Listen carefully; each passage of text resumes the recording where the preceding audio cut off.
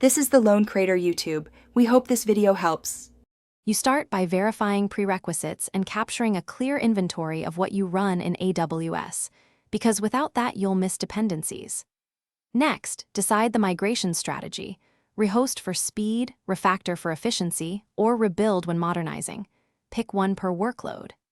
Then provision an Azure subscription, create resource groups, configure RBAC, and establish identity integration with Azure Active Directory. This aligns access models and prevents permission drift. Once done, validate network and security baselines so the migration can begin safely. You'll now execute the main migration sequence, starting with server replication. Use Azure Migrate or Site Recovery to replicate VMs and maintain parity, because continuous sync reduces downtime. Then migrate databases and object data using Database Migration Service, AsCopy, or Data Factory for ETL tasks, ensuring schema and compatibility fixes as you go. Rebuild networking in Azure. Create VNets, NSG, and peering. Configure VPN or ExpressRoute for bandwidth and latency needs.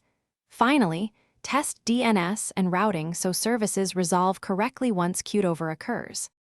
You complete migration with a controlled cutover. Pick a low-traffic window, freeze writes, perform a final sync, and switch endpoints to Azure.